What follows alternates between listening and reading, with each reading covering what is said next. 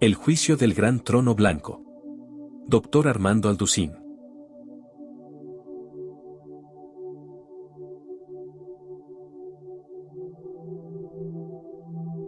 El juicio del gran trono blanco.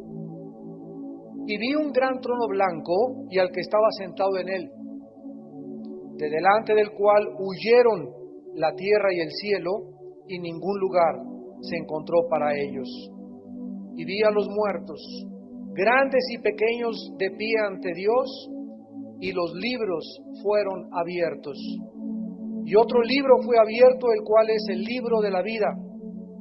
Y fueron juzgados los muertos por las cosas que estaban escritas en los libros según sus obras. Y el mar entregó los muertos que había en él, y la muerte y el Hades entregaron los muertos que había en ellos, y fueron juzgados cada uno, según sus obras. Y la muerte y el Hades fueron lanzados al lago de fuego. Esta es la muerte segunda. Y el que no se halló inscrito en el libro de la vida fue lanzado al lago de fuego. El día del juicio final,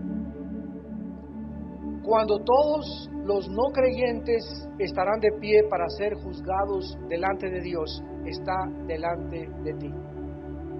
Está la puerta. La Biblia, desde el principio hasta el final, tiene un mensaje: el juicio viene, el juicio viene, el juicio viene.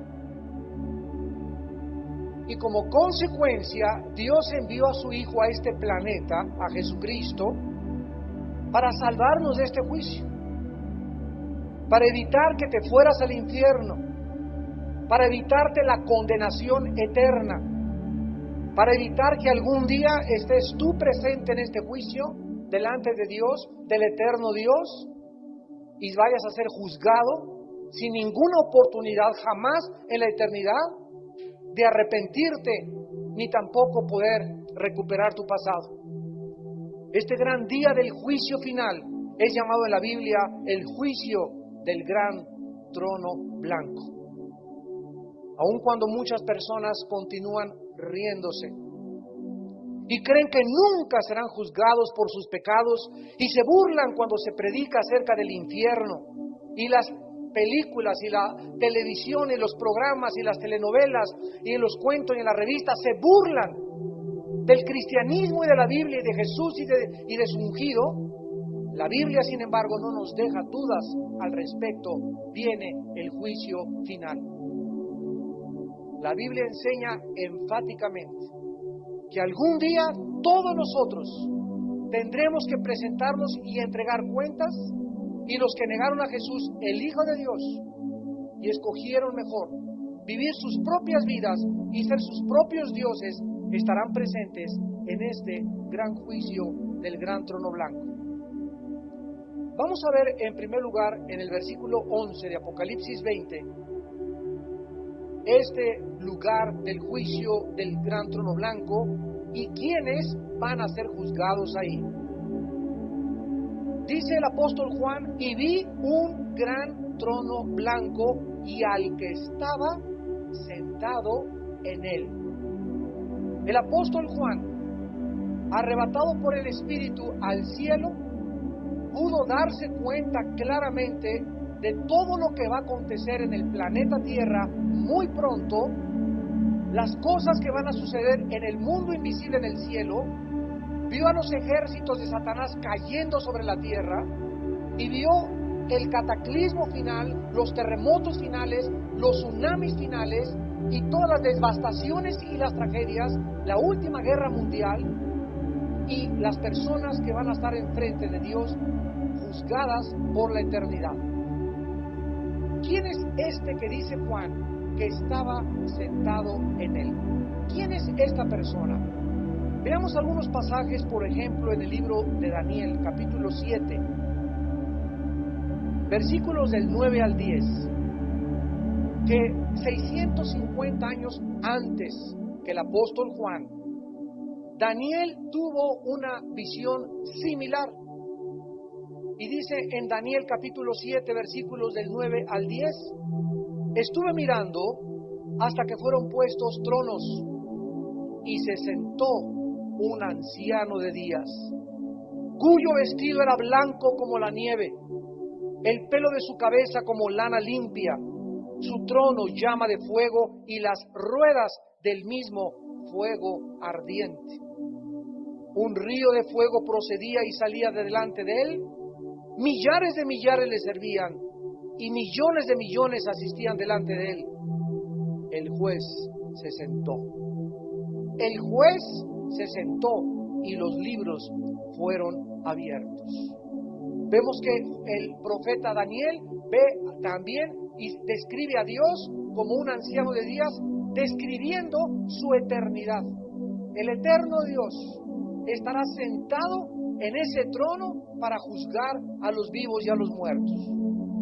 Pasemos ahora a otro pasaje en el Nuevo Testamento, en el libro de los Hebreos, capítulo 12, versículos 22 y 23. Sino que os habéis acercado al monte de Sión, a la ciudad del Dios vivo, Jerusalén la celestial, a la compañía de muchos millares de ángeles, a la congregación de los primogénitos que están inscritos en los cielos, a Dios, el juez de todos, a Dios, el juez de todos, a los espíritus de los justos, hechos perfectos. Sin embargo, la Biblia no solamente nos afirma que es Dios el Padre el que estará presente en este juicio, sino que también en este juicio y en este mismo trono se encontrará su santo Hijo Jesucristo. En el libro de los Hechos, capítulo 10, versículo 42, dice los apóstoles: y nos mandó que predicásemos al pueblo y testificásemos que Él es el que Dios ha puesto por juez de vivos y muertos. Los apóstoles testifican que Jesucristo, el Hijo de Dios, será también la persona que se sentará ahí precisamente en el gran trono junto a su Padre. Y en la segunda carta a Timoteo, capítulo 4, versículo 1, el apóstol Pablo escribe: te encarezco delante de Dios y del Señor Jesucristo, que juzgará a los vivos y a los muertos en su manifestación y en su reino. El apóstol Pablo enfatiza que Jesucristo también estará ahí sentado como el juez.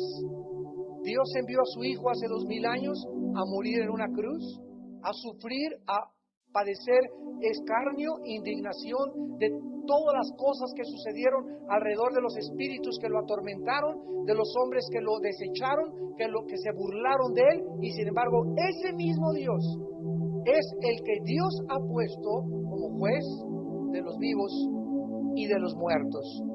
Ahora, muy bien, ¿qué personas estarán en el gran juicio final o en el juicio del gran trono blanco para ser juzgados?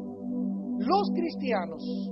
Dice Juan 5:24 que todo el que oye la voz y la palabra del Señor y cree en el Evangelio de la gracia de Dios no vendrá a este juicio, no vendrá a condenación. La palabra condenación en Juan 5:24 es la palabra griega krino, que se usa siempre como la sentencia final donde no hay absolutamente ninguna revocación. Entonces, aquel que oye mi palabra y crea al que me envió, no vendrá a juicio, mas ha pasado de la muerte a la vida. En Romanos 8, versículo 1, el apóstol Pablo escribe: ningún juicio, ninguna condenación hay para los que están en Cristo Jesús. Vamos a explicar esto. Cuando un ser humano confía en la obra de la cruz de Cristo y recibe a Cristo como su Señor y su Salvador, en ese momento mi juicio ya lo llevó Él en la cruz. Y al aceptar yo a Cristo como mi Señor y mi Salvador, soy libre de este juicio del gran trono blanco, de este gran juicio final, porque Cristo ya pagó por mí y nos ha librado de la condenación eterna del infierno y del lago de fuego.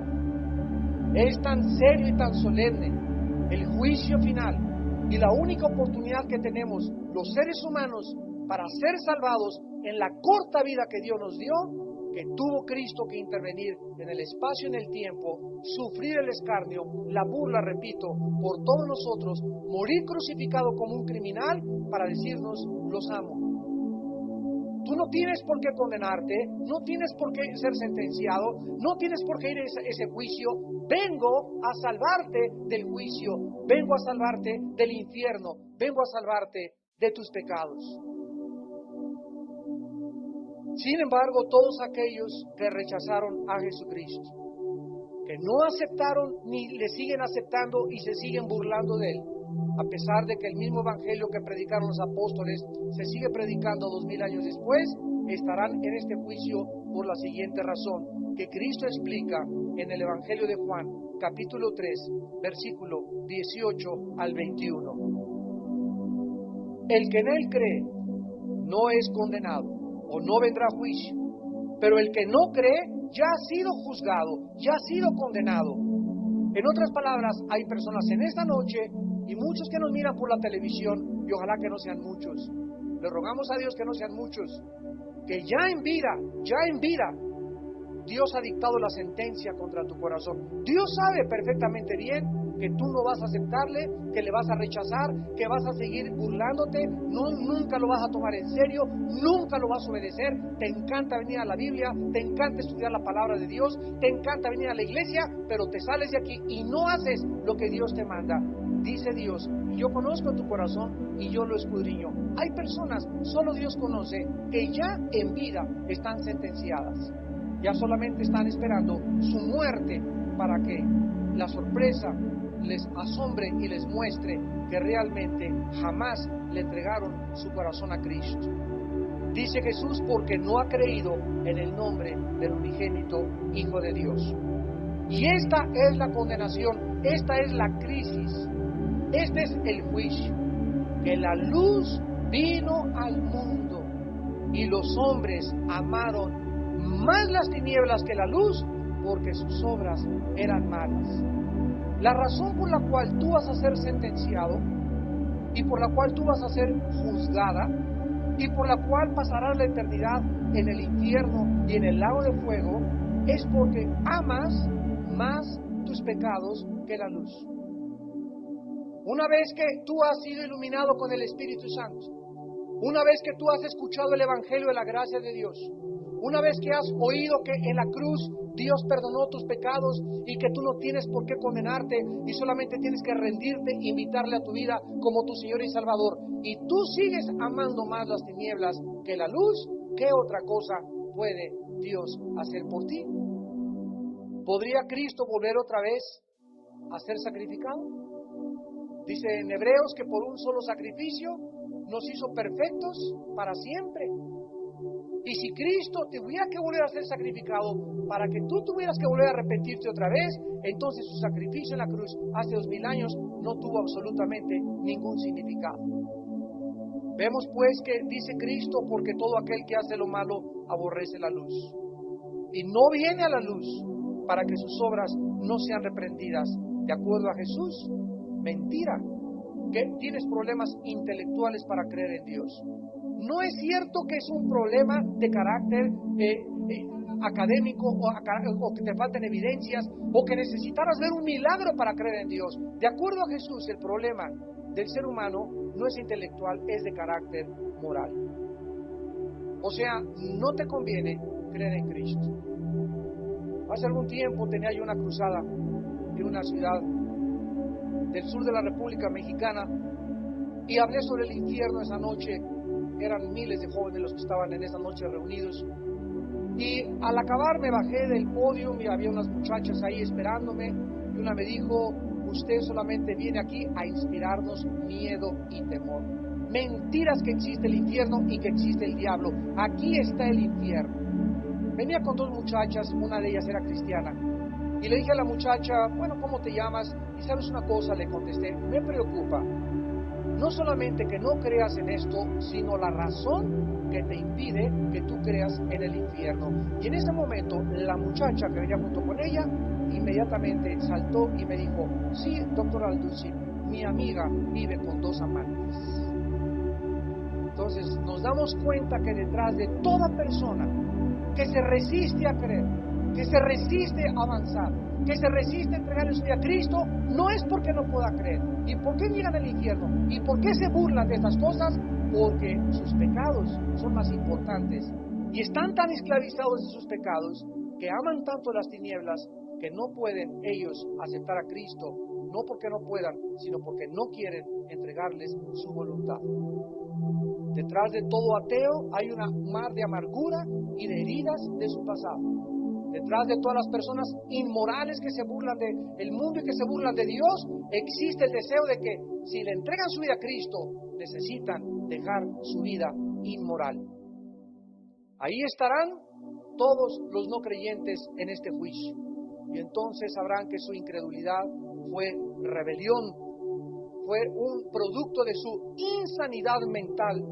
Fue una locura haber creído que podían vivir sin tomar en cuenta a Dios. Como dice el Salmo 14:1, dice el necio en su corazón, no hay Dios.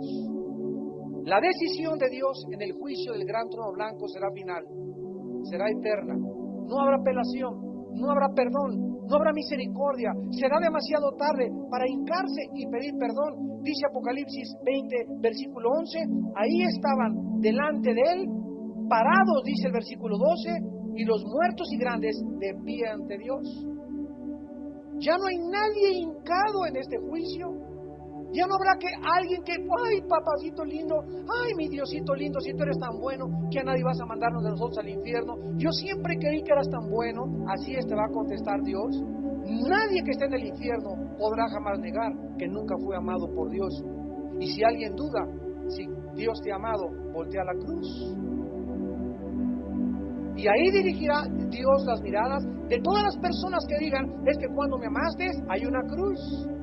Y de tal manera te amé que di a mi Hijo Jesucristo.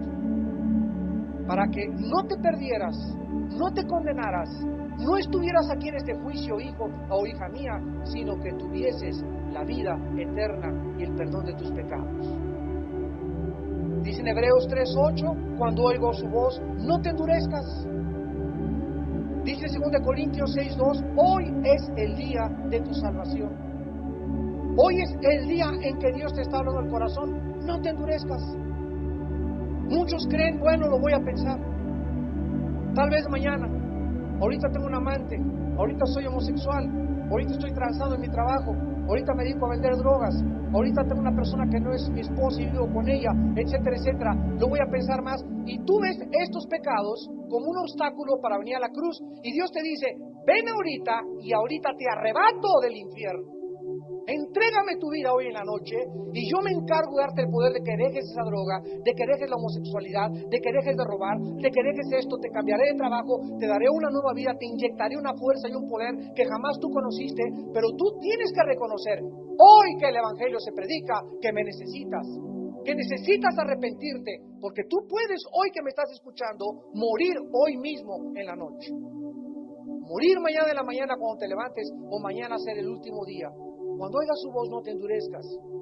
Hoy es el día aceptable. Es cuando Dios llama al arrepentimiento, porque el arrepentimiento es un don. O sea, no es cuando los seres humanos querramos arrepentirnos. Dios dice, hoy es cuando te concedo arrepentirte. Y si cuando Dios te concede arrepentirte, tú no te arrepientes, no te vendrá otra oportunidad. Hay muchos que dicen, bueno, cuando vaya en la ambulancia, ya cuando vaya en la Cruz Roja, cuando me estén poniendo el oxígeno, entonces, papito lindo, perdóname por todos mis pecados y te pido que me lleves al cielo. Dios sabe que estos pensamientos están en tu corazón y dice la Biblia, Dios no puede ser burlado. Dios no puede ser burlado. Cuando Él te ofrece la salvación, hoy es el día aceptable, hoy es el día en que tú necesitas, en este momento que estás escuchando este mensaje, arrepentirte de tus pecados. Esta es la razón por la cual finalmente serán juzgados y condenados. Y en segundo lugar, en este juicio estarán también ángeles. En Primera de Corintios, capítulo 6. Los corintios, la iglesia de Corintios eran una bola de peleoneros, murmuradores, pero eso sí, todos hablaban en lenguas. Eso sí, tenían todos los dones del Espíritu Santo. Y se demandaban unos a otros, y bueno, era una cosa terrible la iglesia de Corinto. Y en primera carta, capítulo 6, dice el versículo 1 y 2, ¿osa alguno de vosotros cuando tiene alguno algo contra otro ir a juicio delante de los injustos y no delante de los santos? ¿O no sabéis que los santos han de juzgar al mundo? Nosotros también estaremos en el juicio del gran trono blanco. Los cristianos, los creyentes, los que en cualquier parte del mundo invocan el nombre de Jesucristo como Señor y Salvador, como el gran jurado. Ahí estaremos, tú y yo, como el gran jurado, atestiguando, testificando que Dios es justo, junto con la sabiduría de los arcángeles y de los ángeles, para que ninguna criatura en el mundo pueda, en ese momento, en el juicio, decir: es injusto que me condenes, es injusto, es una aberración, un infierno que arda con fuego y azufre por toda la eternidad. Nadie podrá en ese momento acusar a Dios de injusto. ¿No sabéis que los santos han de juzgar al mundo? Y si el mundo ha de ser juzgado por vosotros, ¿sois indignos de juzgar cosas muy pequeñas? ¿O no sabéis que hemos de juzgar a los ángeles? Ahí van a estar los ángeles también, y nosotros vamos a formar parte de este juicio como el gran jurado eterno de Dios. En la segunda carta del apóstol Pedro, capítulo 2, él habló acerca de estos ángeles precisamente que están ahorita esperando este juicio. Dice en segunda de Pedro, capítulo 2, versículo 4, porque si Dios no perdonó a los ángeles que pecaron.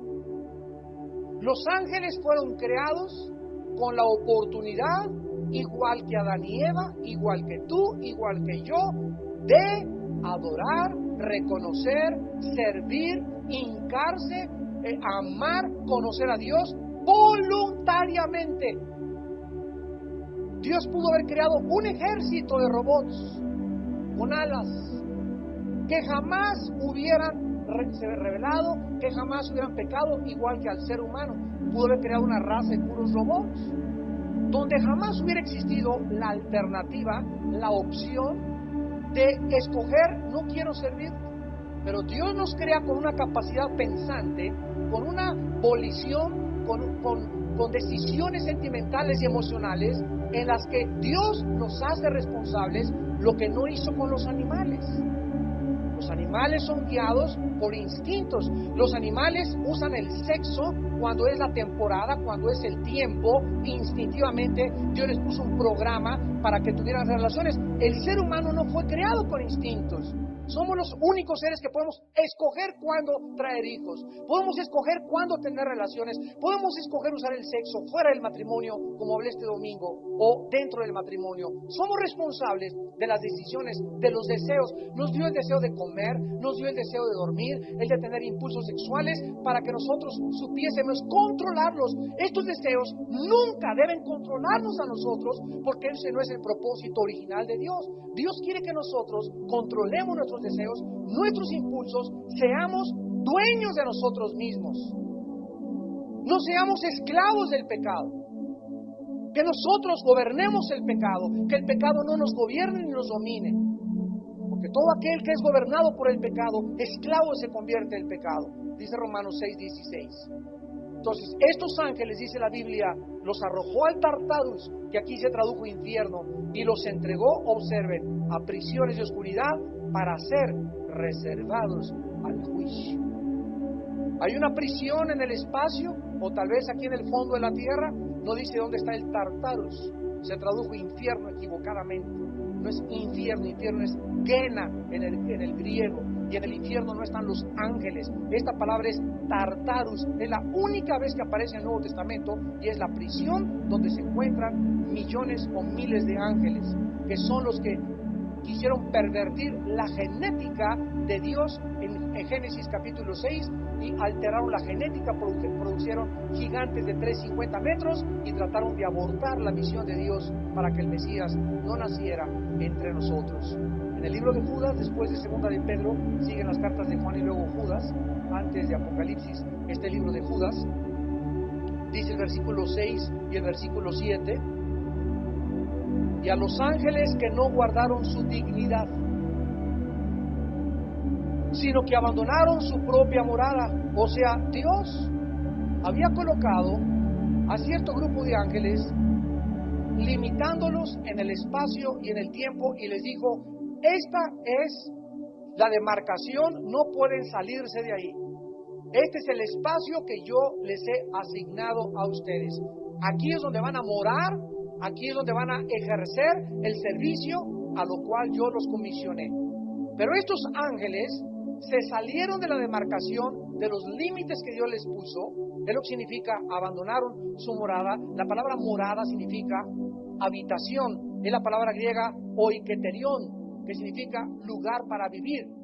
Abandonaron su lugar donde Dios los puso para vivir, y estos ángeles los ha guardado bajo oscuridad, en prisiones eternas para el juicio del gran día, de este gran día que en esta noche estamos estudiando. Y vean ustedes que estos ángeles, dice la Biblia, como Sodoma y Gomorra y las ciudades vecinas, las cuales de la misma manera que aquellos, habiendo fornicado e ido en pos de vicios contra naturaleza, fueron puestos, por ejemplo, sufriendo el castigo del fuego eterno. Estos ángeles de Génesis 6, si alguien tiene dudas de Génesis 6, que los hijos de Dios son los ángeles que abandonaron su morada y que tuvieron perversión